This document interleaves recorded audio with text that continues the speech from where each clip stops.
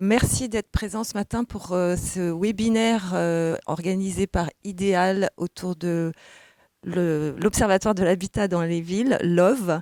Donc, c'est un webinaire consacré au logement abordable et on l'a intitulé « Le logement abordable, à quel prix ?»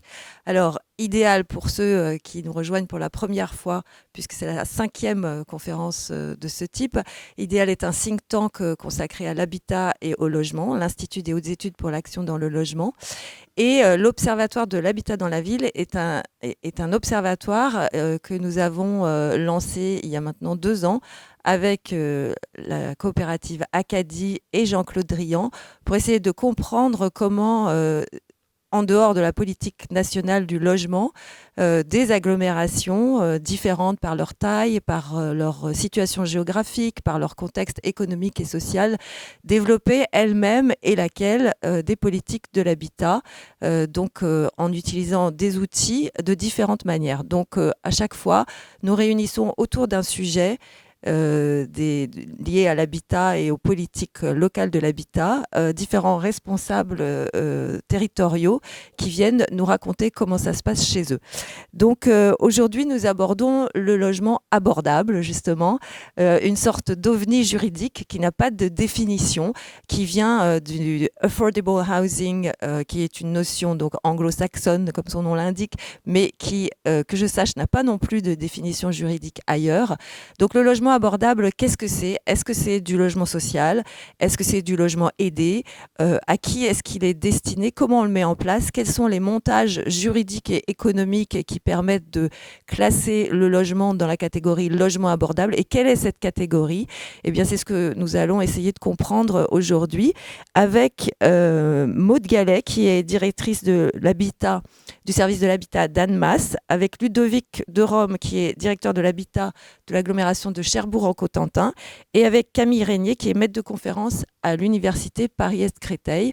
Et cette conférence va être animée pendant l'heure et demie qui va suivre par Philippe Esteb d'Acadie. Merci beaucoup d'être là à tous. Merci Catherine, bonjour à tous. Donc Philippe Esteb en charge de l'animation de ce débat. Donc je ne reviendrai pas sur les éléments que Catherine a donnés parce qu'on va largement aborder cette question et d'essayer de comprendre ce que signifie logement abordable. Je voulais simplement souligner que par rapport à la vocation initiale de l'OHV, l'Observatoire de l'habitat dans les villes, cette question du logement abordable est sans doute un des points les plus intéressants pour montrer la différence qu'il peut y avoir entre une politique nationale du logement et une politique locale de l'habitat, puisque effectivement on est là dans un univers, comme tu l'as dit Catherine, assez flou d'un point de vue juridique. Et donc, évidemment, la notion de logement abordable, en fonction des marchés locaux, en fonction des stratégies locales, va être vraisemblablement extrêmement différente d'un territoire à l'autre. Et notamment, on pourrait se poser la question, tu l'as dit, mais pourquoi parler de logement abordable dans un pays où 70% des ménages, en principe, ont accès au logement social ? En fait, ce que montre un certain nombre de travaux, c'est que d'une part, même si 70% des ménages ont accès au logement social, en fait, le logement social représente à peu près 15% du marché, donc ça laisse quand même beaucoup de marge à l'échelle nationale et à l'échelle locale, et que deuxièmement, le logement social en lui-même n'est pas toujours un logement abordable ou un logement accessible, puisqu'il y a toute une série de prérequis qui fait que du coup, on peut dire que la notion de logement abordable n'est pas totalement et n'est pas non plus complètement inclus dans le logement social. Et le fait même qu'on utilise ce terme-là montre bien que là, il y a un besoin. Et donc ce besoin, on va essayer de l'analyser et de voir comment donc les villes d'Annemasse, enfin les villes et les agglos d'Annemasse et de Cherbourg en Cotentin, on dira pourquoi on ne dit plus Cherbourg mais Cherbourg en Cotentin, essayent de les aborder. Nous avons aussi avec nous, et c'est à elle que je vais donner la parole en premier, Camille Régnier, donc maître de conférence à l'Université de Paris-Est-Créteil. Vous êtes, je crois, responsable du master ingénierie de l'immobilier, c'est ça ? ingénierie immobilière. Et donc peut-être qu'on pourrait essayer dans un premier temps, pour planter le décor, de donner, disons, d'abord, enfin, un peu comme vous le sentez, une généalogie de cette notion de logement abordable, et vous, la manière dont, d'un point de vue un peu global, vous l'analysez ou vous commencez à l'analyser, et les quelques problèmes, je dirais, à la fois politiques, techniques et financiers que ça pose. Donc un petit tour d'horizon de la question du logement abordable. Effectivement, la notion de logement abordable est arrivée aussi en France il y a une dizaine, enfin un peu plus d'une dizaine d'années même, depuis les années 80, donc oui, ça fait plus d'une dizaine d'années, parce que donc, ça devient de plus en plus difficile pour une partie des ménages, en tous les cas, d'accéder au logement. Et donc sur la définition en elle-même du logement abordable, c'est vrai que c'est un petit peu difficile. Nous, on va avoir une définition justement pour savoir comment catégoriser est-ce qu'un logement est abordable ou pas. Et donc, on va pour ça essayer de construire des indicateurs en fait sur l'abordabilité du logement. Et notamment, donc il y a plusieurs indicateurs possibles, mais un des indicateurs qui fait un petit peu consensus, c'est de regarder le taux d'effort des ménages et en fait regarder dans quelle mesure dans quelle mesure, quelle est la part des dépenses d'un ménage consacrée en fait au logement. Et va être considéré comme abordable un logement en gros, quand on a moins de 30% de notre revenu, de nos dépenses qui sont consacrées au logement. Et si on regarde un petit peu les chiffres globaux en France aujourd'hui, voilà, j'ai révisé un petit peu mes chiffres avant de venir, et donc le taux d'effort moyen aujourd'hui en France est de 18%, donc ça veut dire qu'en moyenne en France, un Français va consacrer 18% de ses dépenses pour des dépenses de logement. En tenant compte de l'électricité, enfin de l'énergie, des besoins de mobilité engendrés par la localisation du logement. Non, là c'est vraiment en tenant compte des dépenses. Non, là c'est des dépenses de loyer ou de remboursement d'emprunt quand on déduit les aides au logement justement. 18%, ça veut dire que le logement en France est abordable ? En moyenne, oui. Ça veut dire qu'en moyenne, le logement en France est abordable. Après, justement, déjà, il va y avoir... là, en fait... Toutes les moyennes, bon. C'est une moyenne. Et déjà, ce qu'on peut dire sur le logement, qui est, pour utiliser un terme économique, en fait, le logement, c'est un bien qu'on va appeler non homothétique. Qu'est-ce que ça veut dire ? En gros, ça veut dire, pour faire simple, que les dépenses de logement ne sont pas strictement proportionnelles aux revenus et que, en fait, le taux d'effort va être beaucoup plus important pour les ménages à faible revenu que pour ceux à revenus élevés. Donc du coup, si déjà là on essaye de sortir de la moyenne et de regarder par décile, on voit que pour les déciles de revenus les plus faibles, le taux d'effort est supérieur à 30%. Il est plutôt autour de 32-34%, voire plus pour vraiment les ménages les plus défavorisés. Alors qu'à l'inverse, pour les ménages les plus riches, du coup sur les déciles supérieurs de revenus, le taux d'effort il chute à entre 12 et 14%. Et donc, juste pour avoir une idée, ces déciles dans lesquels les ménages ont des taux d'effort supérieurs à 30% représentent quel nombre de personnes à peu près ? Quel nombre de ménages ? Je pourrais pas vous dire en termes de volume de ménages, mais... Parce qu'il y a à peu près 25 à 30 millions de ménages en France. Oui. Si on fait une rapide division, vous parliez des deux premiers déciles. Oui, alors là, j'ai pas les chiffres exactement en tête de la répartition précise. Mais ça ferait 2 à 5 millions de personnes, peut-être quelque chose comme ça. Oui, alors oui, je vous fais confiance sur le calcul.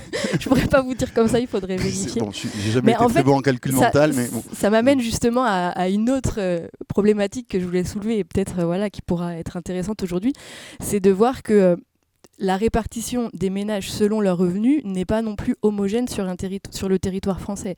Et donc les déciles de revenus les déciles de revenus élevés vont être plus concentrés dans les grosses agglomérations, notamment l'agglomération parisienne, où en moyenne c'est là où on trouve les revenus les plus élevés en France. Et donc en fait rien que ça pose aussi la question. En fait on regarde le taux d'effort, donc la proportion des dépenses. Dans la proportion du logement dans les dépenses des ménages.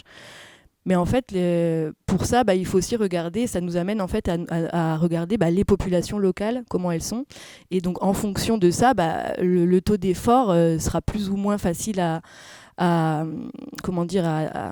à atteindre, un taux d'effort de moins de 30% sera plus ou moins facile à atteindre selon déjà la catégorie sociale des gens qui sont sur place et selon leurs revenus et selon les prix du coup aussi locaux. Donc en fait ça nous amène d'une définition très globale du logement abordable où on dit il faut que ce soit 30% de taux d'effort, en fait 30% un taux d'effort de 30%, quand on décompose, qu'est-ce que ça veut dire? C'est pas vraiment la même chose, c'est la même chose partout, mais c'est pas facilement accessible partout en gros. Aussi facilement accessible partout. Alors, Donc, je me tourne vers nos invités venus de Annemasse et Cherbourg en Cotentin. Juste pour avoir une première réaction, est-ce que cette notion de taux d'effort est pour vous un élément, comment dirais-je, structurant, déterminant de votre politique de l'habitat et partant de la définition pour vous du logement abordable? Après, on reviendra sur le fonctionnement des marchés locaux de l'habitat, mais peut-être déjà sur cette question-là, est-ce que le taux d'effort, c'est un indicateur qui fait consensus, que vous utilisez, ou bien vous vous basez sur d'autres lectures de ce que c'est qu'un logement abordable? Alors, Maude Gallet. Pardon, je veux bien commencer, puisque je suis ravie d'entendre Camille Régnier parler de déciles, parce que nous, c'est exactement l'approche qu'on a eue pour mesurer en fait les objectifs en logement abordable que le PLH allait poser. Puisqu'en fait on s'est aperçu que tous les grands produits en fait définis au niveau national avec leur plafond de ressources et puis leur plafond de prix de vente, en fait ils s'adaptaient pas forcément aux ménages locaux. Donc on a fait tout un travail où on a regardé les déciles de notre population et décile par décile on est allé mesurer leur capacité d'achat ou de location. Donc on a fait rentrer effectivement la notion de taux d'effort, de taux d'intérêt, d'accès au crédit, d'APL, d'aides diverses, et du coup on a mesuré leur capacité soit d'achat soit de location, et donc on a mesuré à quel type de produit pouvaient avoir accès sur notre territoire, et là on s'est rendu compte qu'effectivement des déciles 4 au décile 8, les ménages n'avaient pas forcément de solution.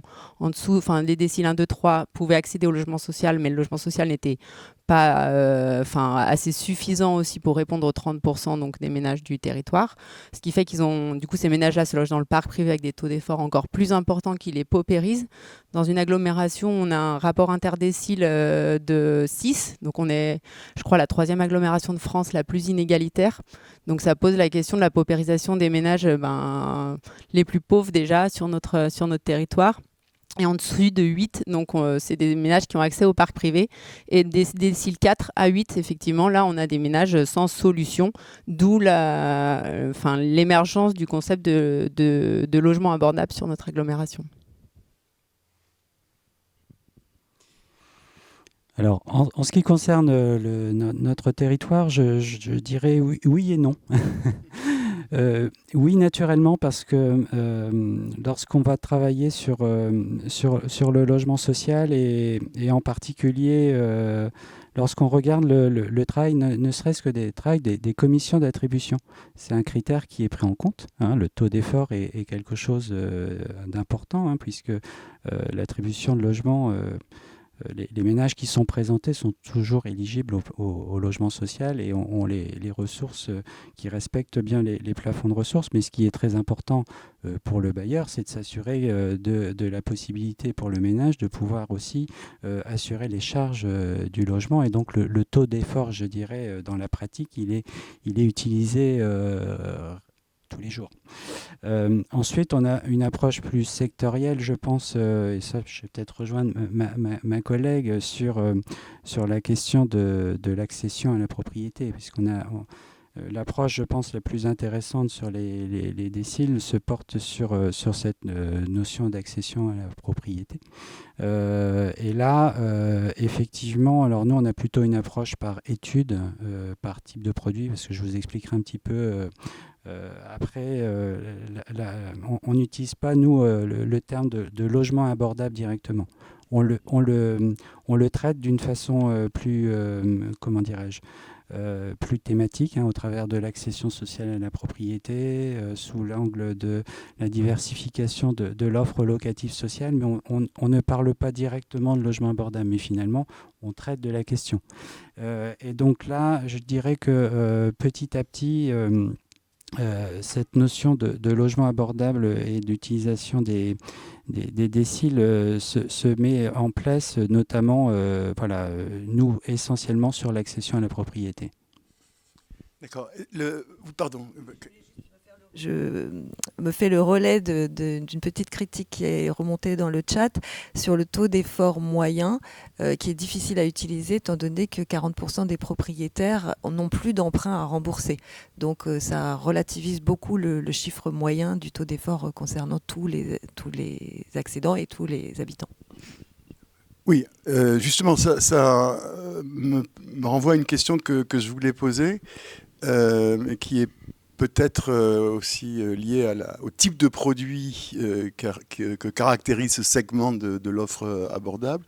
Ce qui n'est pas très clair pour moi, peut-être que je vais poser cette question à Camille Régnier d'abord et puis voir comment vous réagissez à ça. Est-ce qu'on parle là de logement abordable tout secteur confondu, c'est-à-dire locatif et accession, ou bien est-ce que le logement abordable, c'est d'abord une question, comme vous le disiez, Ludovic, d'accession sociale à la propriété? Alors, j'ai pas de réponse directement. Je peux vous dire comment nous on peut l'aborder du côté, on va dire dans nos recherches.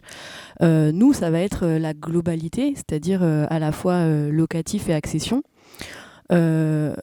Et donc après on peut distinguer effectivement les deux, puisque si l'objectif est de favoriser l'accès à la propriété, effectivement, dans ce cas-là, il faudra regarder plus spécifiquement comment les politiques en gros de logement abordable peuvent permettre cet accès à la propriété. Donc en fait, il faudrait regarder, si on suit la question du chat, le taux d'effort des accédants. Alors oui, donc pour le taux d'effort des propriétaires, donc il est plus donc c'est toujours le taux d'effort moyen mais cette fois-ci juste sur les propriétaires, il est de 26, et quelques %. Donc il est plus élevé déjà, et effectivement, il est en grande partie tiré par les par les propriétaires accédants, bien sûr. Donc si on regarde que les propriétaires accédants, il est encore plus élevé. Donc justement, en réfléchissant à ces questions, je me disais, ce serait déjà, est-ce que c'est de plus en plus difficile de devenir propriétaire aujourd'hui? Donc première chose que j'ai regardée, c'est comment varie le taux de propriétaire en France. Et en fait, il est stable depuis une dizaine d'années, voire plus, donc il est autour de 57%, je pense que ça tout le monde l'a à peu près en tête. Mais par contre, donc en gros depuis 10 ans il n'a pas évolué, il est à 57%. Par contre, la dette la dette immobilière globale des ménages a triplé sur la même période. Donc on voit bien que effectivement c'est quand même de plus en plus difficile de devenir propriétaire puisqu'on s'endette de plus en plus pour pouvoir le devenir. Donc ça, j'imagine que effectivement les politiques d'aide, d'accès à la propriété permettent exactement de diminuer l'effort pour devenir propriétaire. Après, du coup, ça me... Enfin non, peut-être qu'on peut laisser déjà la parole et puis après je rebondirai. Du coup, moi, ce que je vous proposerais bien, ça serait maintenant peut-être d'entrer dans les marchés locaux de l'habitat de chacune des villes et agglomérations. Donc, prendre le temps d'essayer de comprendre, à partir d'une lecture des marchés et des politiques locales de l'habitat, quelle place prend exactement le logement abordable dans, pour reprendre votre expression à Annemasse, la palette des offres. Alors, très rapidement, on a là deux agglos qui sont, alors j'allais dire diamétralement opposés, qui sont chacune à une extrémité de l'hexagone, puisque Cherbourg en Cotentin, qu'on ne présente plus, se retrouve à l'extrémité de la presqu'île du Cotentin et au cœur d'une agglo gigantesque, qui est le produit, on en reparlera, d'une fusion de plusieurs communautés de communes qui occupent, on en parlait tout à l'heure, à peu près un bon tiers de la presqu'île du Cotentin. Tandis que donc, de l'autre côté, Annemasse, peut-être moins connue que Cherbourg, est une ville qui est contre Genève, on pourrait même dire tout contre, qui fait partie d'une agglomération et qui est inclus aussi dans ce qu'on appelle le Genevois français, qui est on le verra tout à l'heure sur la carte, un vaste arc de cercle autour du lac de Genève, qui est, il faut bien le dire, à la fois le réservoir de main-d'œuvre et le vivier en matière d'habitat pour un grand nombre de frontaliers, et aussi, on le disait, de Suisses qui ne disent pas trop qu'ils habitent en France voisine, mais pour qui c'est bien utile. Donc peut-être commencer par Annemasse, que vous nous racontiez un tout petit peu la situation d'Annemasse. Donc du coup, en quoi cette position particulière détermine un marché de l'habitat très particulier, dans laquelle la question évidemment de l'abordabilité devient plutôt centrale. Vous avez dit déjà beaucoup de choses. C'est vrai que ce qui nous caractérise le plus, finalement, c'est notre position un petit peu particulière, une position frontière en fait d'un pays et d'un canton. Donc Genève, c'est une ville, un canton. Un pays, un État en fait, et c'est un État dans lequel les travailleurs ont le SMIC le plus élevé d'Europe. Voilà, donc si on habite sur l'agglomération d'Annemasse, on fait 10 km en voiture le matin et notre SMIC est à 3 400 et quelques euros maintenant, il me semble. Voilà, donc ça explique, et en plus on a eu des projets structurants de transport qui ont développé une offre de modalités de transport beaucoup plus performante maintenant, avec un RER frontalier, un tramway frontalier. Donc voilà, en fait on est un territoire très très attractif, avec un apport de population qui est toujours constant. Je ne sais pas voilà, si on peut... c'était pas forcément ces diapositives-là, mais on a environ 2,3% de croissance annuelle sur les 10 dernières années. Donc on est en zone en zone tendue, complètement en zone A, avec un marché très tendu, des prix du neuf qui sont en moyenne à 3 400, mais qui s'échelonnent plutôt maintenant pour 40% entre 4 000 et 6 000 euros du mètre carré. Un logement social qui est à 19, il me semble, du parc des habitations, mais qui n'est pas suffisant parce qu'il augmente beaucoup moins rapidement que la demande, notamment depuis la crise Covid, où on a à peu près 100 nouvelles dossiers de demande de logement social par mois. Donc sur une agglomération de 90 000 habitants, ça commence à être beaucoup, d'autant plus qu'on a un parc de logement social qui tourne peu. Et à moins de 10%.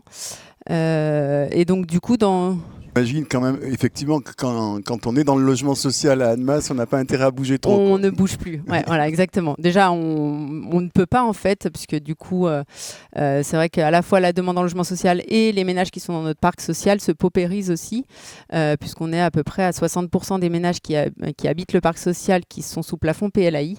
Et donc, on a candidaté dernièrement, donc à la fin d'année, à l'encadrement des loyers. Et donc, dans l'étude qu'on a menée pour déposer le dossier, entre les loyers moyens du parc social et les loyers moyens dans le privé, c'est x2. Voilà, donc c'est complètement inaccessible aux ménages du parc social, d'où la réflexion justement sur comment faire pour passer cette marche entre un parc social qui est certes avec des loyers capés, réglementés, qui reste cher pour les ménages auxquels ils se destinent, et puis un parc privé qui est à l'opposé. Donc comment on répond, en fait, l'inquiétude politique, c'est comment on répond aux ménages qui font vivre ce territoire, parce qu'on ne peut pas avoir un marché du logement qui s'adresse qu'aux ménages frontaliers ou aux ménages suisses, alors que spontanément, le marché va vers ceux qui peuvent payer le plus, donc la production neuve, les propriétaires bailleurs se tournent vers ces ménages-là. Mais derrière, on a les employés qui font vivre les services publics, qui font vivre les commerces et qui font vivre le territoire, qui doivent se loger aussi. Et donc, en fait, c'est une question de survie, en fait, des territoires français autour du Grand Genève, de réussir à accueillir ces ménages qui travaillent sur France et de les conserver. Parce que voilà, ils arrivent beaucoup et puis ils repartent parce qu'ils sont attirés par le marché du travail, mais derrière, les salaires français ne permettent pas du tout de s'installer dans la région. Donc, on a aussi un phénomène beaucoup où les gens arrivent et puis repartent. C'est d'ailleurs aussi, je pense, une question vitale pour Genève même, parce qu'une partie des, si j'ose dire, des soutiers du fonctionnement de Genève au quotidien, c'est en France qui réside. Oui, tout à fait. Après, la question du logement préoccupe moins Genève. Enfin, voilà, ils ont des systèmes de construction et de production de logements complètement différents des nôtres. C'est très long. Donc, ils s'investissent également dans des grands projets urbains qui visent à produire du logement. Ils vont surtout via le projet d'agglomération. Du coup, c'est un projet de planification avec des actions qui sont en fait sur tout le territoire que vous voyez là, la Suisse romande, et puis l'arc genevois. Donc l'arc genevois, c'est tous les territoires, les agglomérations et les communautés de communes françaises autour de Genève qui se sont regroupées en pôles métropolitains. Pour peser face à Genève.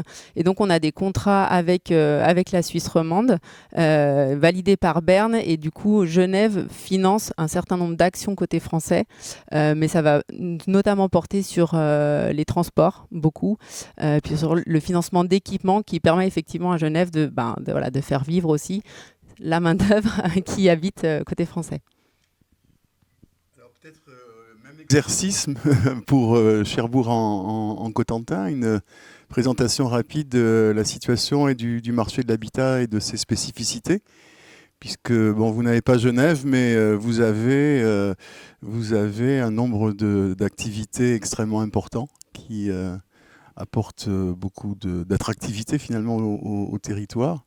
Donc, si j'ai bien compris, c'est un territoire qui était un peu somnolent du point de vue du marché de l'habitat jusqu'à il y a quelques années et qui est en train de retrouver de la vitalité et du dynamisme. Et donc, une situation qui évolue, qui est assez nouvelle finalement par rapport aux politiques historiques de l'habitat. Oui, tout à fait. Donc, peut-être essayer... Alors, effectivement, on est un peu opposé, on est indifférent, on va dire, effectivement d'Annemasse et de la présentation qui vient d'être faite. Donc, déjà pour dire donc, que la communauté d'agglomération du Cotentin, donc c'est le 4e pôle économique de Normandie, et donc c'est une agglomération relativement récente, puisqu'elle a été créée en 2017, et elle est issue de regroupement de 9 intercommunalités. Dont la communauté urbaine de Cherbourg qui aujourd'hui correspond à la commune nouvelle de Cherbourg en Cotentin. Voilà, donc en taille, vous l'avez bien situé tout à l'heure, mais je vais rappeler un petit peu. Donc c'est environ 30% du département de la Manche. En population 36%, avec près de 180 000 habitants, avec un pôle urbain relativement important, puisque Cherbourg en Cotentin, c'est près de 80 000 habitants, et un territoire essentiellement qui s'appuie sur des grands donneurs d'ordre, en tout cas des grands domaines d'activité, que sont l'énergie, la construction navale et l'agroalimentaire. Donc aujourd'hui, c'est environ 66 000 emplois salariés sur le territoire, dont un quart lié à l'activité industrielle du territoire. Donc effectivement, et en préparant l'intervention, j'avais beaucoup insisté sur ce point, mais vous l'avez rappelé. Disons que le marché de l'habitat retrouve, ou en tout cas trouve un nouveau dynamisme aujourd'hui, du fait d'une activité économique en développement relativement importante ces dernières années. Je l'ai illustré ici au travers du graphique qui est assez parlant, c'est l'évolution du taux de chômage, puisque lorsqu'on prend, donc là je crois que l'année de référence c'était 2010, donc on voit bien qu'il y avait une évolution dans les années 2010-2014 à la hausse du taux de chômage, et aujourd'hui on a un taux de chômage au second semestre qui est relativement faible, même très faible, puisqu'on est à 5,1%. Un différentiel avec la région qui s'est accru, apparemment. Oui. Donc un phénomène nouveau qui a pris très, très vite, en tout cas une baisse très, très sensible et très rapide du taux de chômage. On voit que l'emploi salarié aussi a évolué fortement, puisque sur une base 100 de 2010, on est aujourd'hui à 112 et à l'échelle régionale à 97.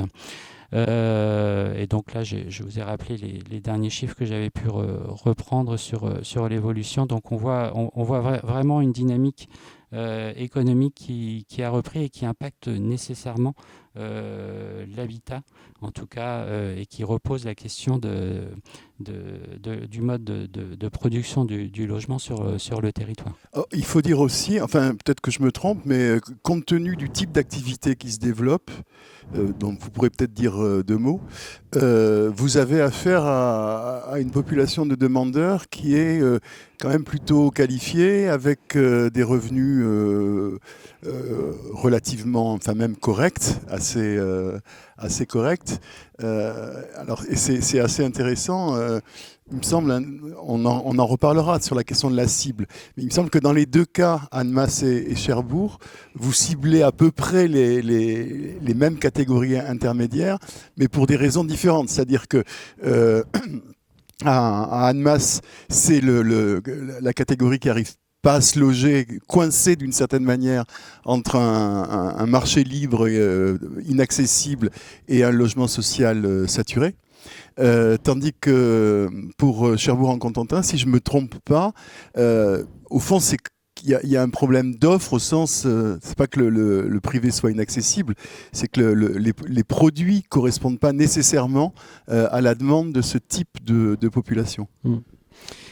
Oui, donc alors peut-être pour introduire ce sujet, déjà rappeler que le parc locatif social est relativement important sur le territoire. Hein. Ça, c'est lié à l'évolution et alors sur Cherbourg-en-Cotentin même, oui, 35%. Donc c'est aujourd'hui sur le territoire du Cotentin, c'est 19 000 logements sociaux. Et donc 15 000 se situent sur la seule ville de Cherbourg-en-Cotentin. Et donc... Oui, j'ai noté 21%, je viens de le regarder, 21% à Annemasse.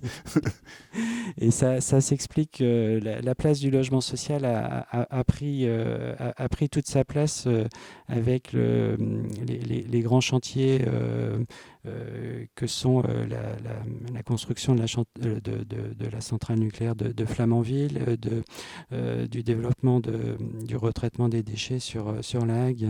Donc le logement social a répondu à cette demande, donc d'arrivée de salariés ouvriers, etc. Donc voilà pourquoi Cherbourg-en-Cotentin et un peu plus largement le Cotentin a développé un parc locatif social relativement important.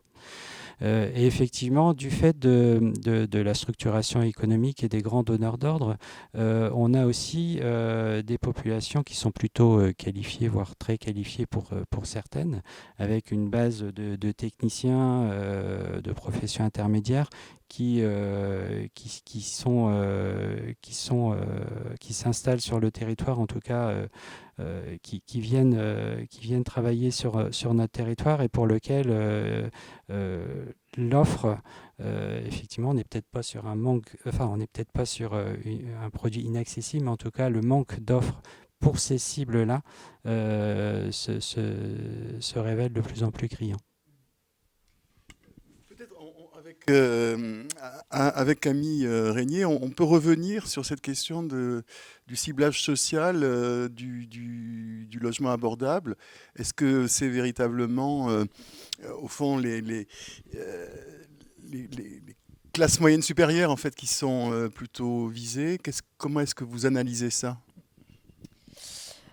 Alors en fait, je ne sais pas si je vais répondre directement à la question, mais c'est vrai que moi, ce à quoi ça me fait penser en fait en écoutant aussi ces débats, c'est que ce dont on n'a pas parlé jusqu'à maintenant, c'est que finalement il faut aussi considérer le fait que le logement est un bien qu'on va dire parfaitement différencié en économie et donc où on a des qualités de logement différentes en fait.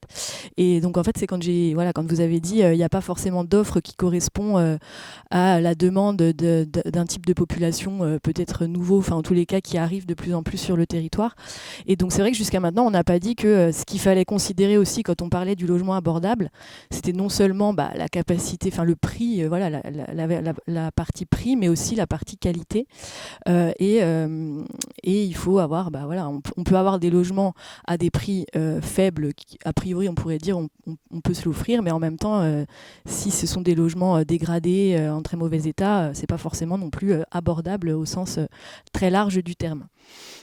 Donc j'ai pensé à ça, je ne sais pas du coup si ça répond vraiment à la question, mais c'est vrai que c'est pour ça que la notion de logement abordable est aussi plus large que la notion de logement social pur, où le logement social c'est assez clair, c'est le logement qui est vraiment financé, subventionné par l'État, etc. Alors que le logement abordable, ça me paraît plus large, et en fait l'objectif c'est d'avoir du logement libre, mais qui soit abordable, quoi. C'est-à-dire qu'il faut qu'on arrive à, d'une certaine façon, faire en sorte que les marchés se régulent, en gros, pour que les prix n'augmentent pas trop.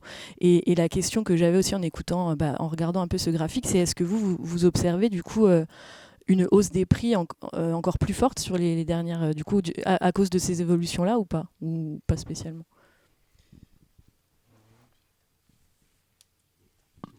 Donc à Cherbourg. Donc. Oui, donc à Cherbourg. Donc je vais essayer de... Je ne sais pas si c'est la diapo suivante. Voilà, pour illustrer, j'ai repris quelques chiffres sur l'évolution du marché immobilier dans l'ancien et sur le neuf, donc en faisant distinction maisons individuelles et appartements. Donc on voit bien que on a une hausse des prix de marché. Donc là, j'ai repris la période 2016-2021 avec plus 25 et plus 27%. Ce qui fait que, alors même si on reste sur des valeurs moyennes au mètre carré ou au bien relativement, je dirais, abordables, si je compare à la situation de... Hein c'est vrai que c'est pour ça que la notion de logement abordable est très relative, je pense, en France. Effectivement, on voit bien que ça illustre le regain, le dynamisme et l'impact que ça peut avoir directement sur le marché immobilier. Et effectivement, la question de l'accès au logement par le prix ou par le loyer aussi, vient forcément nécessite d'être réinterrogé au regard de ces évolutions. Alors, peut-être en continuant l'exploration des marchés locaux, on pourrait regarder effectivement, quand on dit logement abordable, on a cerné à peu près, me semble-t-il, si j'ose dire, la cible sociale. Enfin, cela dit, si vous souhaitez ajouter des éléments là-dessus, n'hésitez pas. On pourrait regarder quand même du côté des produits, c'est-à-dire ça se traduit comment matériellement, physiquement, quels sont les types de logements qui sont proposés ou qui se développent au titre de l'abordabilité. Je ne sais pas si ça se dit. Je vais prendre ma palette alors, c'est ça.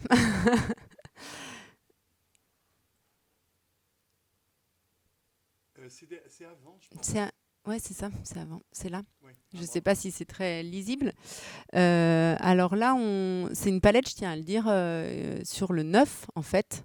L'offre qui se développe, parce qu'en fait, en regardant les diapositives de mon collègue aussi, on n'a pas beaucoup parlé de l'ancien, et c'est vrai que le parc ancien, normalement on se dit c'est aussi le parc qui permet d'assurer une certaine marge dans le parcours résidentiel, mais en fait chez nous on se rend compte là sur nos travaux très récents du début d'année que notre parc ancien il est aussi assez élevé, ou alors quand il est moins élevé, en fait, il commence à être dégradé. Il y a toutes les questions aussi de remise à niveau énergétique qui vont arriver. Donc, même si c'est des ménages qui ont un peu moins de moyens, qui peuvent accéder à cette partie du parc qui commence à se dégrader, derrière, ce sera des charges importantes, des travaux à mettre en œuvre. Donc, finalement, en fait, sur la facture globale pour le ménage, c'est pas neutre et c'est des ménages qu'on risque de mettre en difficulté. Donc, là, le parc ancien, je le mets un peu à côté sur notre politique logement abordable parce qu'il y a plein de questions qui vont arriver. Et aujourd'hui, il fait peu office chez nous, en tout cas, de logement abordable. Si je reprends, donc ça c'est la marguerite ou la palette, puisque quand on est en pleine validation du 4e PLH de l'agglomération, ça fait déjà 2 PLH sur lesquels la notion de logement abordable est arrivée.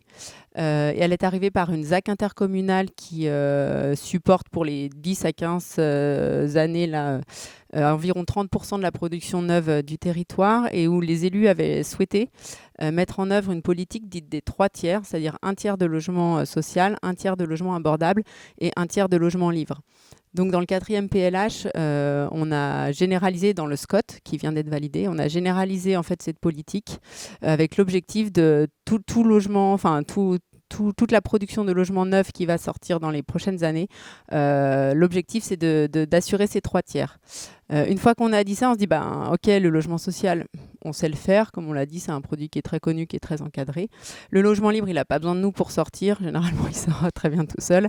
Mais qu'est-ce que ça veut dire pour nous, le logement abordable, et comment on s'appuie sur des produits qui existent pour le mettre en œuvre. Parce qu'on a, dans notre ZAC, on a un produit maison, si j'allais dire, qu'on a inventé quand la ZAC est sortie, parce que le BRS n'existait pas, et parce qu'il n'y avait aucun produit qui correspondait à notre volonté de faire du logement abordable. Je tiens à dire aussi qu'on est très attentif sur les clauses antispéculatives, parce que chez nous, un ménage d'une catégorie sociale, en 6 mois, il change de travail et il fait plus du tout partie de cette catégorie économique et sociale. Il suffit qu'il passe la frontière, voilà. On a compris. Oui. Y compris dans le logement social. Donc on a beaucoup, notamment, le conseil départemental se préoccupe beaucoup en ce moment de la question des soignants, parce qu'on n'a plus de soignants dans nos hôpitaux. Et si on leur réserve des logements, c'est pareil. On peut leur réserver des logements, mais comme on ne peut pas lier le bail au contrat, demain, dans 6 mois, l'infirmière peut travailler côté suisse. Et du coup, c'est un logement qu'on a, entre guillemets, perdu. Voilà, donc derrière, il y a plein de questions. Donc, les clauses antispéculatives sont très importantes pour nous. Les 5 ans de clauses antispéculatives dans le PSLA ou l'accession sociale, pour nous, ce n'est pas suffisant. Voilà. Donc, du coup, on a réfléchi à quel type de produit pouvait correspondre à notre cible de logement abordable. Donc, c'est la partie milieu de la palette. Donc, on a considéré que tous les produits étaient intéressants parce qu'ils ne s'adressent pas forcément au même type de ménage. Et notre marché étant tendu, c'est déjà difficile de faire sortir du logement qui n'est pas libre.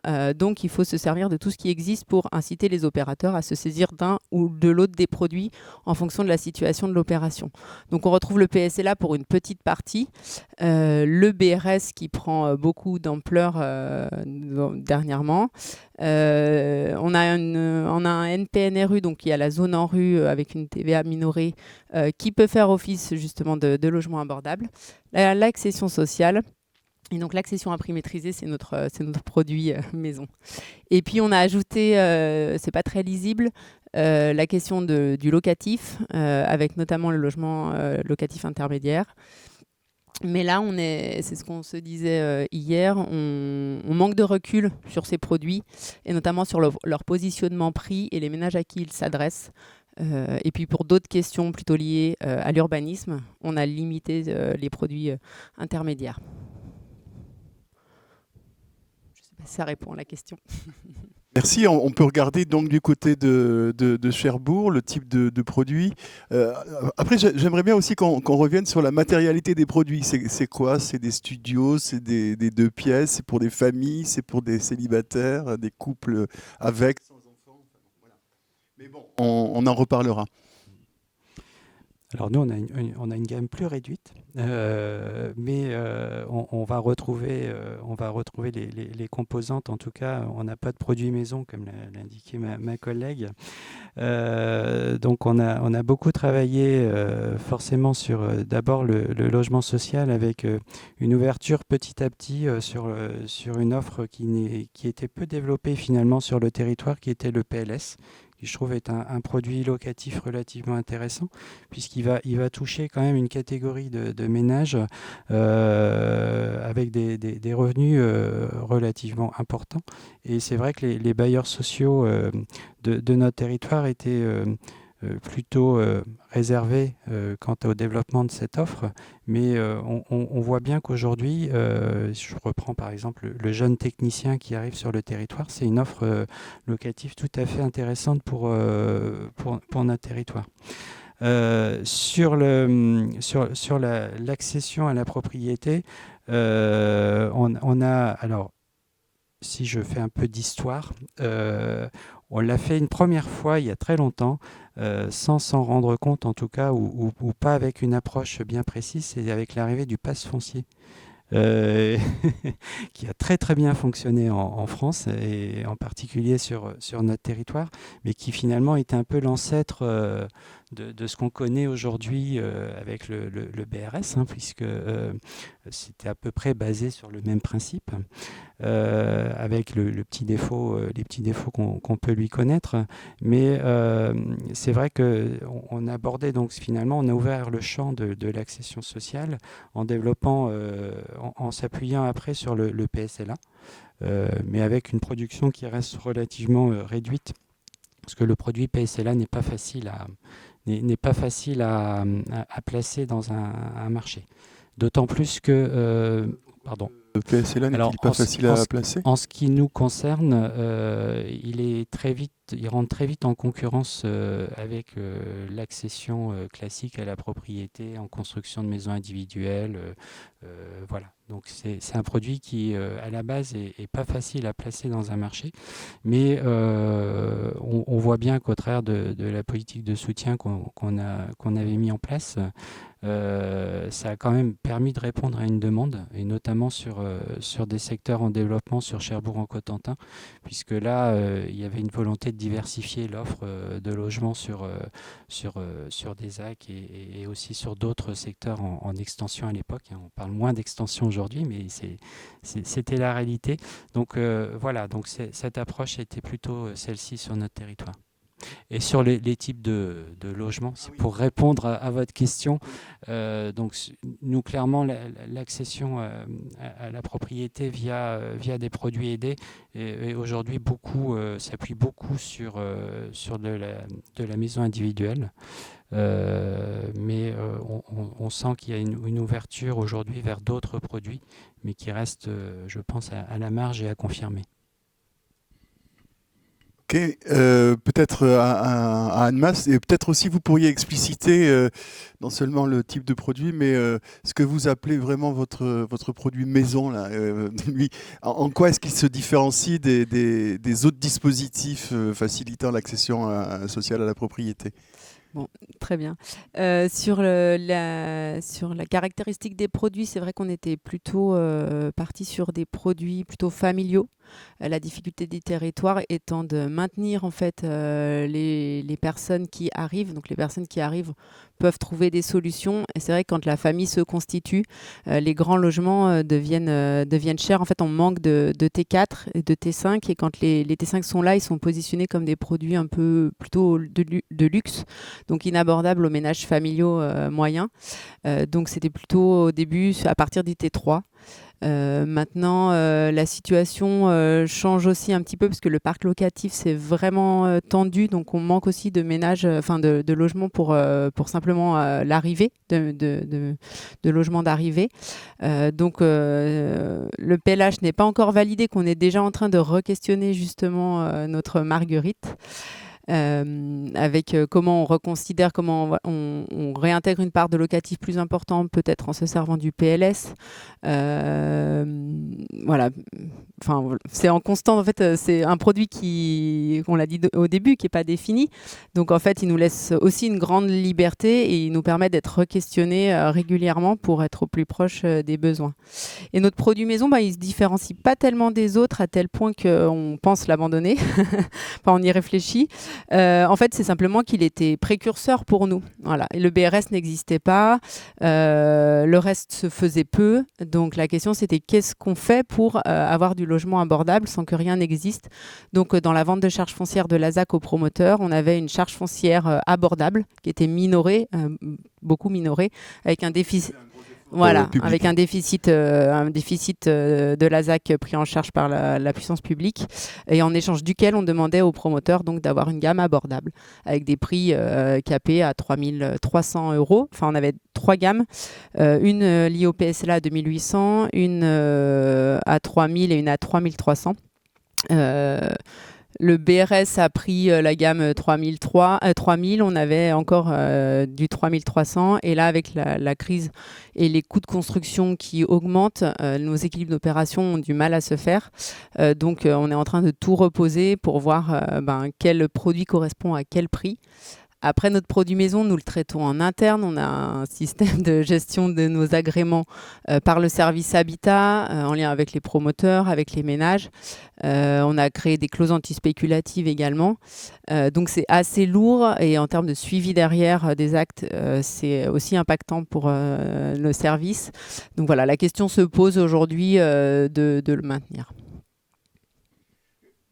Je reviens à la question de la cible sociale. On pourrait dire que enfin en tout cas Annemasse, enfin je veux dire la cible n'est pas tout à fait finalement la même entre Annemasse et Cherbourg. C'est-à-dire que moi, si j'ai bien compris, à Cherbourg, on est quand même plutôt sur des salaires relativement élevés pour la France et des qualifications assez fortes, alors que Annemasse, sans doute, un des enjeux, c'est de retenir plutôt ce qu'on appelle en bon français les key workers, c'est-à-dire les infirmières, les instituteurs, enfin je sais pas, parce que ceux qui assurent le service à la population au quotidien.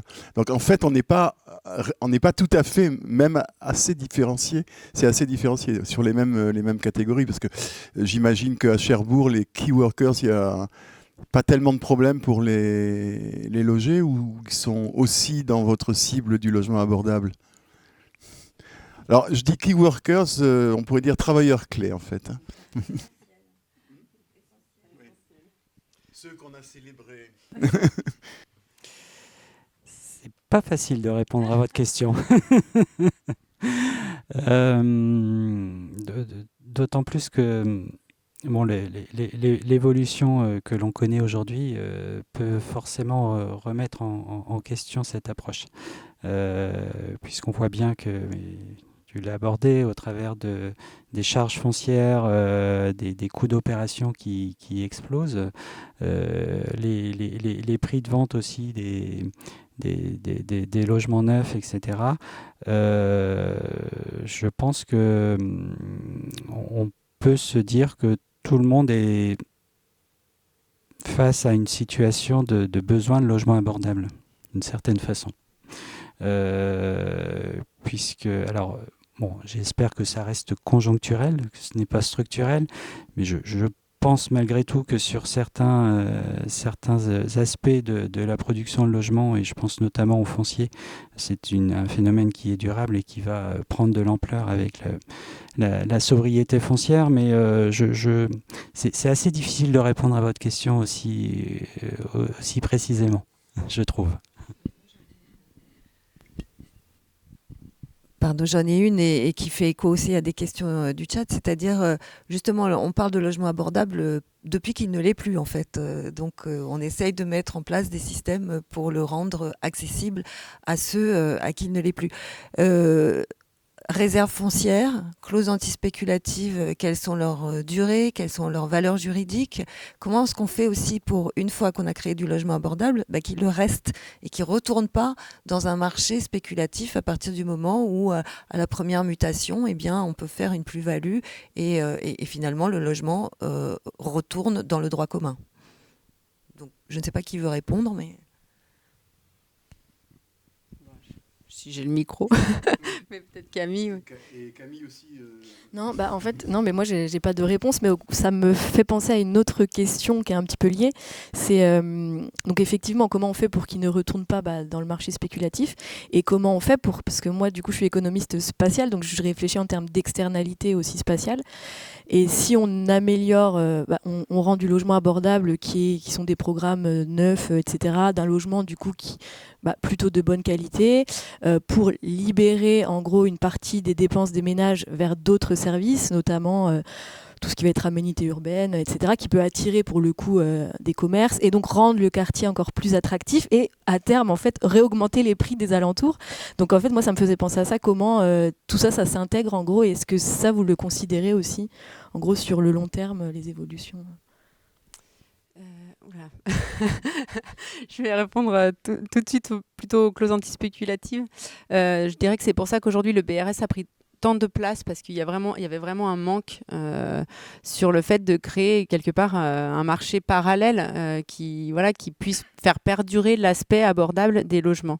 Et nous, nos élus ont été vraiment agréablement, ils ont été emballés par le BRS parce que ça répondait à cette chose qu'on n'arrivait pas à faire, c'est-à-dire comment empêcher des plus-values à bout de deux. La première, à la rigueur, on arrive à regarder, mais après, on sait très bien que ça se perd et l'effort de la collectivité est quand même important.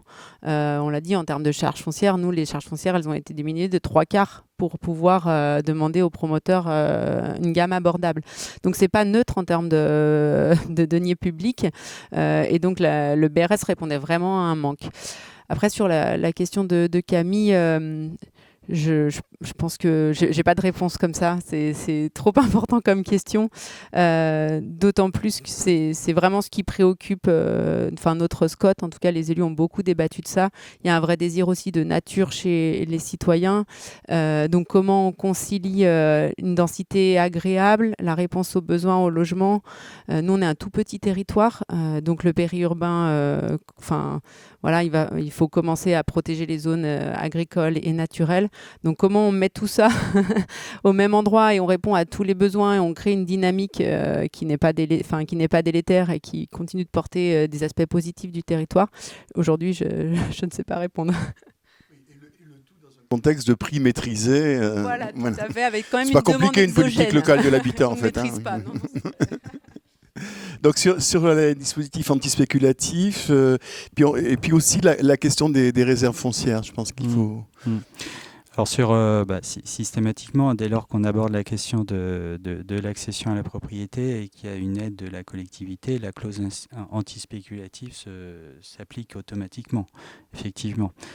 Ensuite, sur sa durée de vie, on peut penser que ça reste relativement court.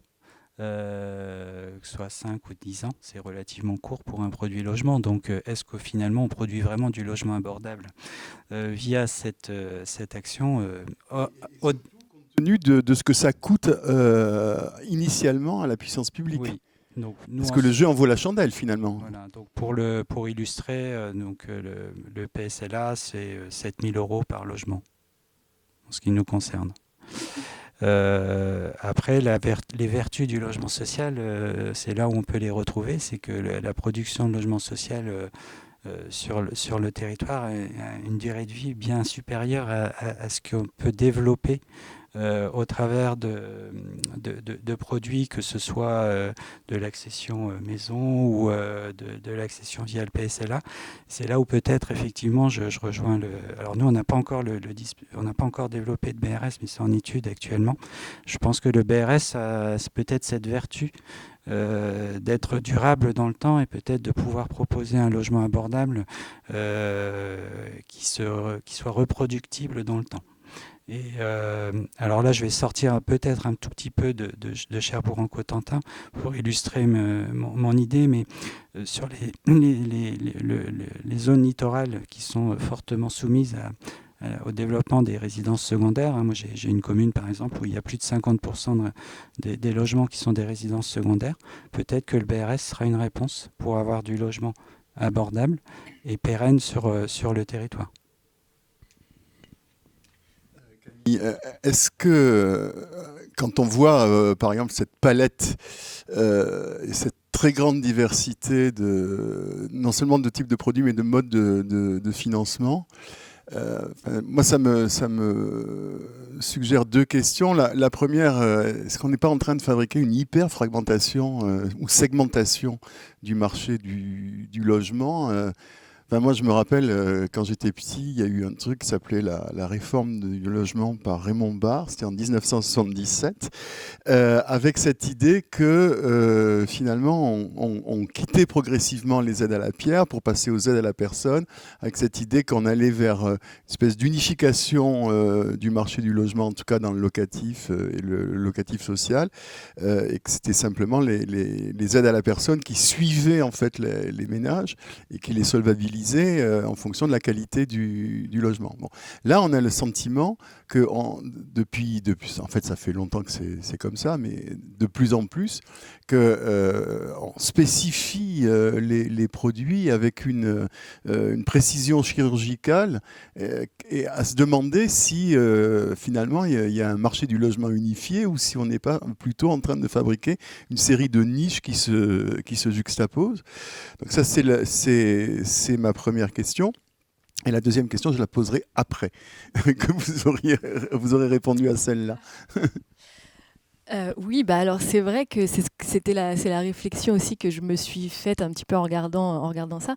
Ouais, on a un peu l'impression qu'on va avoir, oui, 3 catégories maintenant. En gros, le logement social, bah, si on reprend un peu notre histoire de décile, en gros, quoi, les logements sociaux purs, vraiment pour les catégories qui peuvent y accéder, et même si officiellement c'est beaucoup de monde, mais au final, voilà, c'est les catégories les plus défavorisées. Le logement libre, finalement, qui sera pour ceux qui voilà, n'ont aucune difficulté spécifiquement, enfin aucune difficulté financière. Et au milieu, bah, le logement abordable pour les catégories moyennes. Et au risque, comme on l'a dit, que ça, en fait, renforce les extrêmes et que ça, bah, du fait des effets d'externalité, etc., ça puisse finalement augmenter les prix du logement libre alentour ou dans la commune. Et donc, en fait, est-ce que... je me suis posé la même question, mais du coup, encore une fois, j'ai pas de réponse. J'ai l'impression que, en même temps, on est encore au tout début de notre programme de recherche, quand même, je le précise. Donc, pour le moment, on a encore plus de questions que de réponses là-dessus. Mais c'est effectivement des éléments qui me paraissent importants à soulever, et notamment, bah, pour nous, ce qui va vraiment être intéressant, ça va être justement d'essayer de mesurer un peu ces effets d'externalité et de voir est-ce que ces productions de logements abordables et ces catégories vraiment bien spécifiques de logements, quelles vont être les interactions avec les logements, le parc libre, quoi, en gros. Quels seront ces effets d'interaction et à ce stade, j'ai pas de réponse, mais j'espère qu'on en aura prochainement. Voilà. Et dans cette niche, enfin dans cette série de niches, alors il y a une question qui remonte de nos auditeurs et qui disent à Cherbourg, il y a beaucoup de logements insalubres dans le centre. Quelle réflexion de la collectivité pour faciliter la rénovation et faire venir des investisseurs? Donc ça, c'était en lien avec la conférence précédente qui était « Y a-t-il des investisseurs dans les villes moyennes ?» Est-ce que l'attractivité peut-être artificiellement créée ou pas, mais pour faire venir des investisseurs est de nature à créer du logement qui est abordable? Parce qu'a priori, si on fait venir les investisseurs, on va les appâter avec quelque chose, un avantage fiscal, et en échange de loyers, par exemple, modérés.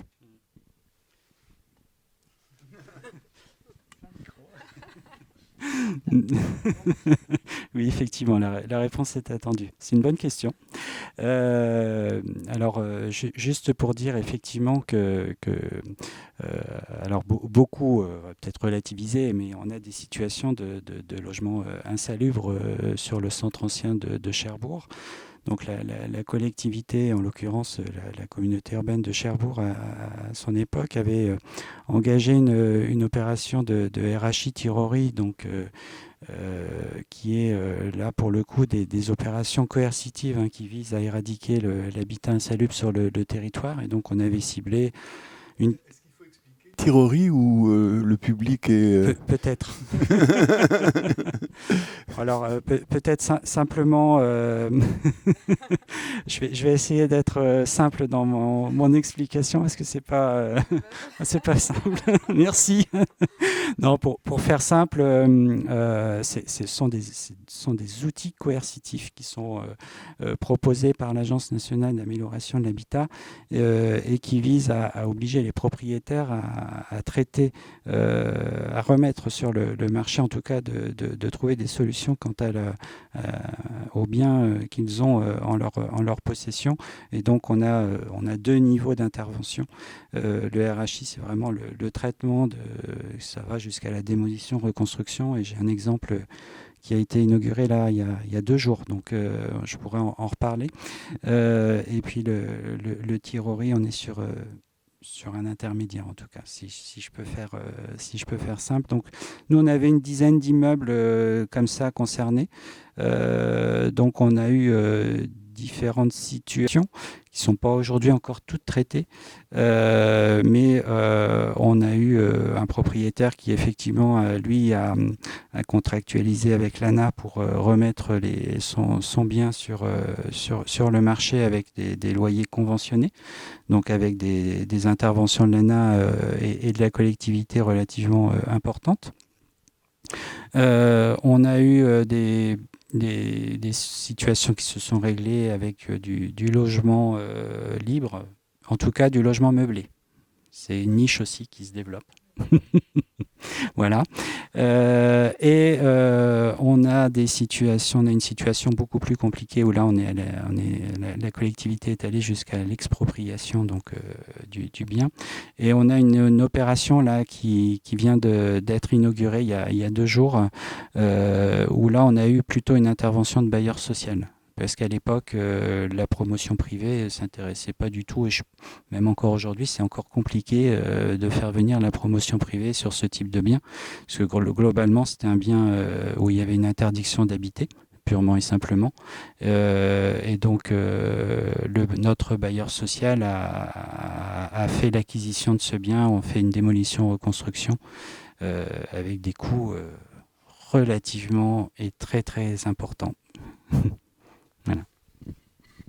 Finalement, si on reste sur cette Marguerite, qui est décidément tout à fait explicite et intéressante, est-ce qu'on peut dire que le secteur du logement social, bon, c'est un secteur qui, quel que soit le statut, est quand même un secteur public, que le logement libre, c'est un secteur privé, et donc là, est-ce qu'on serait sur l'économie mixte du logement ? Ça serait ça la définition du logement abordable? Je ne suis pas économiste, donc c'est un peu difficile pour moi de répondre. Est-ce que ça peut avoir cette étiquette? Mais c'est un peu ça.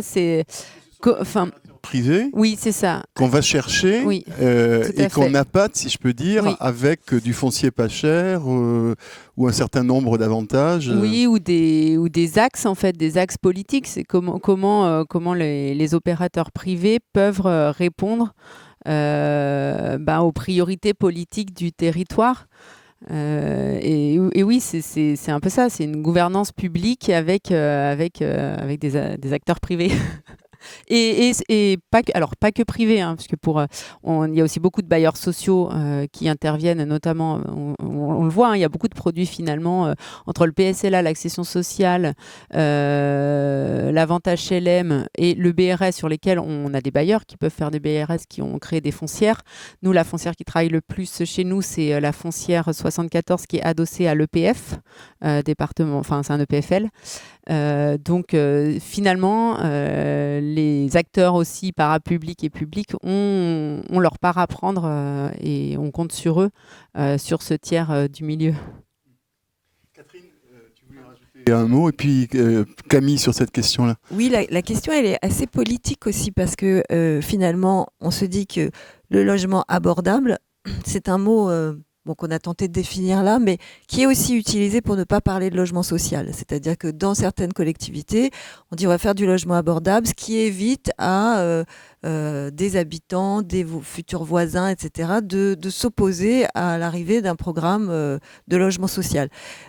Finalement, quand on réfléchit et qu'on se dit que 70% des ménages, compte tenu de leurs revenus, auraient le droit ou la possibilité d'aller dans du logement social, si on faisait beaucoup, beaucoup plus de logement social, on n'aurait pas besoin de faire du logement abordable. Alors, qu'est-ce que vous en pensez ? Je pense que vous avez forcément raison. À ceci près que y a des choses qu'on ne comprend encore pas. Le logement social, c'est un gros effort aussi, et c'est toute une chaîne qu'il faut travailler. On parlait de réserve foncière tout à l'heure. Nous, dans un secteur aussi tendu que le nôtre, avec des communes qui se développent très vite, la loi SRE, elle est quasiment impossible à rattraper. Donc la réserve foncière, elle n'existe plus. Les fonciers qu'il y avait en réserve, ils ont été utilisés tout de suite pour essayer de rattraper un peu le retard.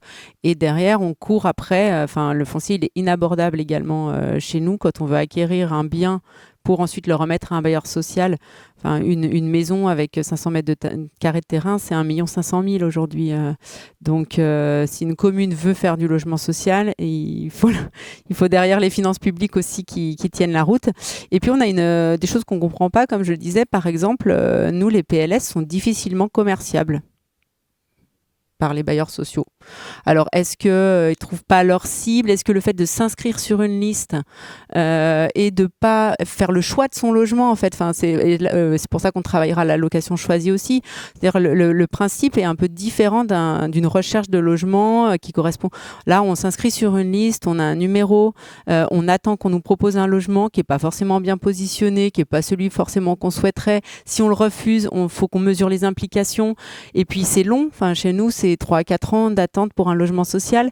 Donc, ça correspondait peut-être pas à ces ménages qui vont pouvoir prétendre à du PLS, sachant qu'ils vont faire le choix aussi peut-être de faire 30 km et plus loin d'avoir au même prix un bien, peut-être avec un extérieur. Voilà, donc on n'a pas encore forcément trouvé la place du PLS. Et le reste, c'est des produits sur lesquels il faut mettre de l'argent public. Et c'est assez lourd. Et comme vous dites, il y a également l'acceptation à la fois des citoyens et à la fois politique sur le fait de produire beaucoup de logements locatifs sociaux. Pour nous, pour rattraper, certaines communes devraient faire 70 à 100% de logements locatifs sociaux pour au moins atteindre les 25%. On n'a pas de difficulté avec le logement social, que ce soit d'un point de vue politique ou d'un point de vue des habitants. Donc le logement social, je pense, chez nous a toute sa place et en tout cas il est reconnu dans son utilité sociale. Et pour illustrer mes propos, donc le nouveau PLH sur lequel on a travaillé a visé justement aussi à assurer une meilleure répartition de l'offre locative sur le territoire, parce qu'il y a des territoires sur lesquels où l'État ne souhaitait plus avoir de logement social, puisque c'était exclusivement réservé aux zones les plus tendues, voire tendues. Aujourd'hui, il y a quand même une inflexion de la position de l'État pour répondre aussi à des besoins plus locaux. Et donc, ça répondait aussi à la volonté politique sur des communes autres que Cherbourg-en-Cotentin de pouvoir développer du logement social, parce que ça répond à une demande. Et une demande adaptée à la situation des ménages auxquels les communes font face. Donc, on n'a pas de souci particulier par rapport à cette question. Donc, nous, la pression foncière, elle est moins forte. On n'est pas dans les mêmes notions de prix ni de pression foncière, mais avec l'arrivée de la sobriété foncière je ne parlerai pas du ZAN parce que je pense qu'aujourd'hui, c'est encore un sujet qui n'est pas encore bien ne vous inquiétez pas. J'imagine. Mais on sent qu'il aura sans doute toute sa place aussi à jouer. Après, il faut pouvoir lui donner les conditions de son développement. Et ça, c'est peut-être l'enjeu de demain. Est-ce que comme le dit ou le suggère Catherine, le logement abordable, c'est un faux-nez du logement social qui permet de faire passer la pilule auprès de populations réticentes? Du coup, pour moi, c'est quand même assez distinct du logement social, puisque, par exemple, le logement abordable va pas faire partie... Enfin, quand on a les quotas de 25%, etc., le logement abordable ne rentre pas dedans, finalement. C'est ça. Donc, c'est quand même quelque chose qui est à part. Mais effectivement... réglementaire. Oui, voilà, réglementairement, en tous les cas. Après, qu'est-ce que je voulais dire Vous voulez dire que faire du logement abordable, ça vous aide pas à être en règle avec la loi. Bon. Voilà, Non, mais en fait, du coup, c'est en partie... En fait, c'est un marché... Enfin, en gros, c'est le... Alors... En gros, c'est le marché libre régulé, si on peut dire. C'est ça, c'est une régulation du marché, mais qui n'est pas c'est pas non plus du logement public, c'est du logement privé régulé. En gros, c'est ce que vous avez dit, voilà. Et peut-être, alors, je vais peut-être être un petit peu... Enfin, là, c'est une vision très tronquée et très, précise sur une critique qu'on peut parfois faire au logement social, et on l'a évoqué justement tout à l'heure, c'est le fait que sur les trajectoires de long terme des individus, ça peut avoir des effets positifs, notamment de permettre de constituer une épargne pour pouvoir ensuite accéder à la propriété. Donc, en gros, ça serait le pas vers le logement abordable, justement. Et à l'inverse, il y a aussi parfois des critiques pour dire que quand on est dans le logement social, on n'est plus très mobile. Si par exemple on rencontre un choc négatif, on perd notre travail, on va pas forcément se déplacer ailleurs pour retrouver un travail, et donc il peut y avoir des dynamiques de paupérisation quand on est dans le logement social. Donc voilà, encore une fois, c'est une critique très précise, ça s'applique pas partout. Privé, on a la chance de pouvoir se faire expulser, c'est ça que vous voulez dire? Non, en gros, non, c'est pas ça, mais c'est que dans le parc privé, si on pouvait à un moment donné, si on perd notre emploi, on va partir ailleurs, dans une autre commune pour retrouver un emploi ailleurs. Et voilà. Alors que si on a un logement social qu'on paye peu cher, on va préférer, entre guillemets, rester au chômage parce qu'on bénéficie de cette chance d'avoir le logement peu cher plutôt que d'être mobile. En gros, c'est ça il y a des études qui ont montré ça. Après, oui, voilà, d'accord, c'est une hypothèse. C'est un résultat. Oui, il y a certaines études qui ont mis en avant ces effets de paupérisation en regardant justement les trajectoires sur le marché du travail des individus. Après, voilà, c'est un résultat qui existe, mais encore une fois, qui est à mettre en relation avec d'autres résultats et d'autres effets qui peuvent être bénéfiques du logement social, notamment l'aide, la constitution d'une épargne, etc., entre autres. Donc voilà, donc en gros, c'est pour ce que je voulais dire, c'était que le logement abordable, ça peut soit être l'étape suivante après le logement social, soit permettre de ne pas avoir ces effets en gros potentiellement négatifs du public, du logement social public à proprement parler. Voilà. Et puis, en tout cas, nous, pour notre territoire, il faut aussi se remettre... on n'a pas des murs autour de chez nous. Et en fait, on a un afflux constant. Nous, le flux migratoire, c'est 60% de notre taux de croissance. Et en fait, on remarque, il faut vraiment... on va produire plus du logement social. Et c'est un axe qui n'est pas oublié. Hein, c'est un tiers, c'est vraiment fondamental. Mais on se rend compte aussi que... les politiques publiques en matière d'attribution aussi notamment font qu'il faut répondre aussi aux plus précaires. Et nous, les plus précaires, c'est 60% de la demande. Et donc, en fait, on a un système comme ça, on vient apporter toujours aussi des attributions aux ménages les plus précaires. Et donc, notre agglomération, elle paupérise aussi son parc social. Et on a des gens qui arrivent tout le temps. C'était assez symptomatique pendant les confinements. Nous, le nombre de domiciliations au CCAS ont augmenté. Parce qu'on reste un territoire attractif et quand ailleurs c'est bloqué, on est toujours plus attractif. Donc on accueille aussi toujours un afflux de population qui vient chercher l'Eldorado aussi suisse, hein, quitte à dormir dans les voitures, quitte à pas avoir de logement. Nos chauffeurs de bus, notre délégataire nous interpelle, les chauffeurs de bus pour notre réseau de bus, on en a 20 qui n'ont pas de logement. On travaille avec Action Logement, mais voilà. Donc, on aura toujours un afflux de population. Et du coup, il faut vraiment recréer aussi de la mobilité dans le parc social et recréer du parcours résidentiel. Je crois que c'est un mot un peu galvaudé maintenant sur les politiques de l'habitat, mais ça a vraiment du sens. Comment on fait progresser les gens pour aussi accueillir ceux qui viennent et laisser à chacun la chance d'avoir un logement qui correspond aux étapes de sa vie. Nous, dans la demande en logement social, il y en a 36% qui sont déjà logés dans le parc social. Et quand on regarde leur motif de demande, c'est le logement est trop petit dans le parc social. Donc même dans le parc social, les conditions de logement ne sont pas forcément adaptées aux familles. Donc pour vous, juste pour préciser, le BRS compte dans le logement social et dans les quotas SRU. Donc c'est une part du logement abordable ou classé dans le logement abordable qui compte dans le social. Donc, pour vous, à l'inverse de la suggestion que je faisais précédemment, à savoir le risque de segmentation du marché, vous dites finalement ce secteur du logement abordable, c'est le chaînon manquant ou la marche intermédiaire qui permet justement de la fluidité plus généralement. Pour moi, c'est pour ça que nos politiques se sont mis en marche aussi sur ce segment-là, c'est qu'il manquait, il n'était pas produit naturellement. C'est vraiment, il faut aussi se remettre, c'est un peu particulier, c'est-à-dire que nous, on est quand même un territoire qui n'avons pas de couronne urbaine. Nous sommes la couronne urbaine d'un moteur d'un centre urbain qui n'est pas chez nous. Et donc du coup, en fait, là où on se dit, nos territoires périurbains ou notre couronne, par exemple, je veux dire, pour connaître Auvergne-Rhône-Alpes, Lyon a ces villes qui aussi ont des marchés qui sont un peu différents en termes de dynamique du centre-ville, et où du coup, on peut se dire que, à 10 km, dans une agglomération, on a différents types de logements qui vont permettre d'accueillir différents types de personnes. Chez nous, on est déjà la couronne et on est saturé. Et derrière, en fait, c'est un peu schématique, c'est la campagne qui est également avec des prix très élevés, parce qu'aujourd'hui, les frontaliers viennent d'Annecy, voire même d'Aix-les-Bains s'exportent en Savoie. Il y a eu le télétravail aussi qui a permis aux gens de s'éloigner encore plus. Donc en fait, c'est chirurgical, je vous rejoins, et des fois on le regrette parce que du coup, le positionnement devient difficile.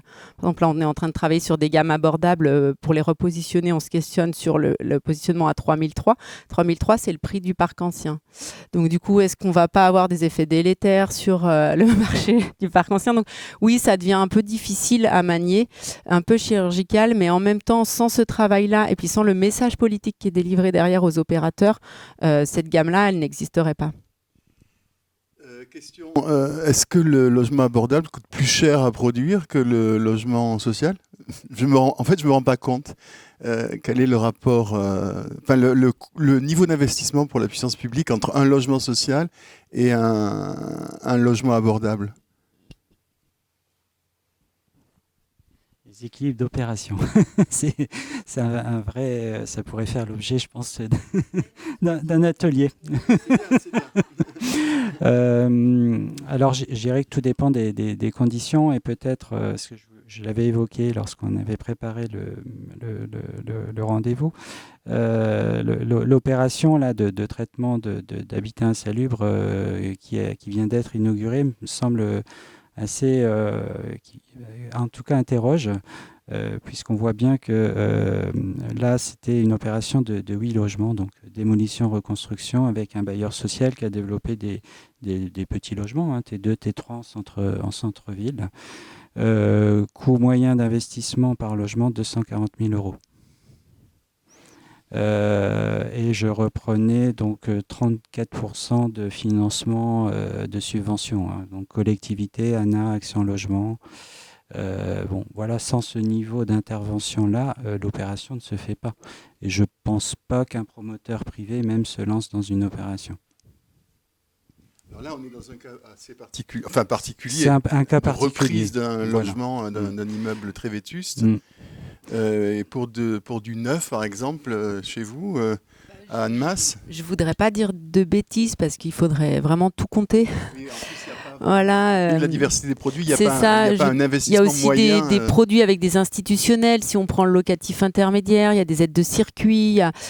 Du coup, je voudrais vraiment pas schématiser et dire de bêtises. Si je prends des choses très factuelles qui sont les charges foncières de la ZAC, pour du logement social, on est à 250 € de vente de charges foncières par mètre carré. Et derrière, on a encore des aides publiques sur les agréments, donc État, PLH, Conseil départemental.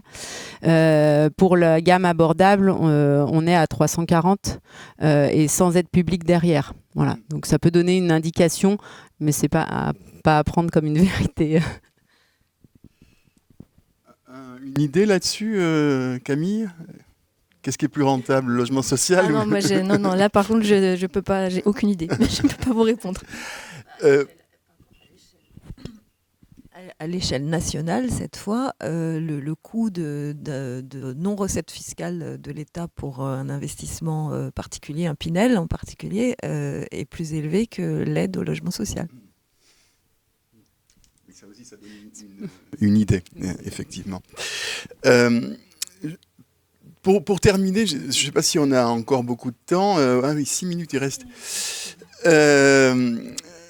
Je voulais poser évidemment la question que tout le monde se pose. C'est qu'est-ce qui se passe avec l'objectif zéro artificialisation nette? C'est-à-dire, tout le monde s'inquiète. Je trouve que c'est une usine à fantasmes, le ZAN. Alors il y a peut-être des endroits où finalement vous êtes déjà ZANé, si j'ose dire.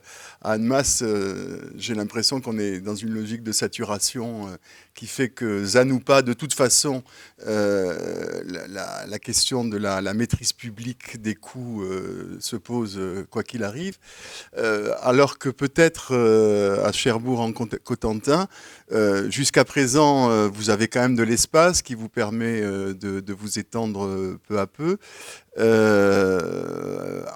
Vous risquez quand même d'entrer dans une période beaucoup plus compliquée du point de vue du foncier et donc du coût des terrains. Je ne sais pas comment est-ce que vous...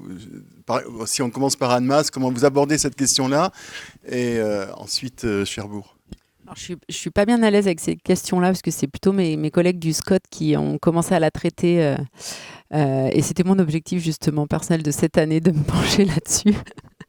Il était, même si on est limité en termes de développement, il était quand même plus facile d'ouvrir des terrains à l'urbanisation proche de l'urbanisation proche que de refaire la ville sur la ville. On l'a dit sur les coûts de réhabilitation pour du logement social. Chez nous, c'est des opérations très difficiles à sortir parce que le bien initial coûte cher. Et du coup, quand on compte la démolition ou la dépollution, enfin voilà, les contraintes de chantier en centre-ville, etc., c'est quand même, ça questionne en tout cas sur effectivement la capacité à produire la ville sur la ville et à produire une ville agréable. On a commencé à en parler tout à l'heure. Nous, on est une ville qui s'est faite très rapidement, avec surtout une logique économique et de rentabilité. Donc, il y a également voilà, comment on crée une densité désirable, pour reprendre certains termes. Voilà. Désolée, la réponse n'est pas forcément très structurée et claire. Ben, on peut pressentir que de toute façon, ça aura forcément un impact sur nos politiques de l'habitat. Ne serait-ce que par le fait que le foncier va devenir de plus en plus rare. En tout cas, celui qui sera mis à disposition pour développer de l'habitat aura sans doute un coût totalement différent de celui qu'on connaît aujourd'hui. Et c'est vrai que peut-être que on va devoir réfléchir en tout cas à quel produit logement on va pouvoir développer dans ce cadre-là. Et c'est vrai que alors l'exemple extrême que je vous citais, c'est un exemple extrême, bien entendu, qu'on ne retrouve pas de manière quotidienne, mais refaire la ville sur la ville, c'est quand même quelque chose qui prend de plus en plus dans les politiques publiques. Et pour illustrer donc mes propos, la ville de Cherbourg en Cotentin a retravaillé un peu ses prospects en matière foncière avec l'EPF. Et l'EPF, de toute façon, aujourd'hui, chez nous, ne travaille plus sur de l'extension urbaine. Recherche uniquement les biens, les secteurs à densifier, à retraiter, alors que ce soit des friches, etc. Donc on sent bien que derrière, l'impact de l'accès au foncier va devenir de plus en plus compliqué et en tout cas va prendre une place de plus en plus importante dans toutes les équilibres d'opération, que ce soit du logement social, du logement abordable ou même du logement libre. Et donc du coup, la question de la maîtrise publique des sols, je suppose. Oui. Alors, je prendrai pas l'exemple rennais, mais en tout cas, nous, c'est vrai que lorsqu'on a travaillé sur le premier programme local de l'habitat, c'était en 2006, sur Cherbourg en Cotentin, il y avait 8% de maîtrise foncière sur la ville. C'était très très faible. Et c'est vrai qu'avec la politique foncière qui a été développée, ça a permis effectivement de mobiliser du foncier qui aujourd'hui en termes de coûts est relativement compétitif au regard de l'évolution sur des secteurs de lotissement privés qui se développent. On sent bien que la maîtrise foncière a tout un intérêt dans ce cadre-là, puisque plus on anticipe la maîtrise foncière, je pense plus on maîtrisera les coûts de production de demain. Bien, mais écoutez, je vous propose qu'on en reste là, en vous remerciant infiniment de ce débat, je trouve extrêmement intéressant, enrichissant. Si j'ai bien compris, terminer par une boutade. En fait, on n'a pas fini d'aborder et de réaborder cette question du logement abordable, d'autant plus que de plus en plus, ça apparaît comme un levier assez important et en développement des politiques locales de l'habitat. Merci beaucoup, Catherine. Oui, merci à vous trois, merci Philippe, merci à vous tous et toutes qui êtes restés jusqu'au bout, j'espère. Enfin, ceux qui sont là, oui. Et juste pour vous dire, alors que il y a une étude à laquelle Idéal participe en tant que cofinanceur, en tout cas, qui réunit 6 équipes de recherche, dont Camille fait partie, et qui réfléchit sur le foncier et le logement abordable avec des résultats qui seront disponibles d'ici 2 ans, mais peut-être des rendus intermédiaires, non 3 même. Bon. Et puis vous donnez rendez-vous, mais sans date pour l'instant, mais on vous les communiquera rapidement, pour 2 autres conférences dans le cadre de l'OHV et d'Idéal, sur le zonage, l'actualité et l'efficacité des zonages pour déterminer les politiques de l'habitat. Et puis, grande question qu'on a à peine abordée aujourd'hui, l'encadrement, la régulation des prix du foncier, qui est un sujet qui n'est plus du tout considéré comme tabou aujourd'hui parmi beaucoup d'acteurs privés et publics. Donc en tout cas, merci beaucoup encore et très bonne journée et à bientôt. Au revoir.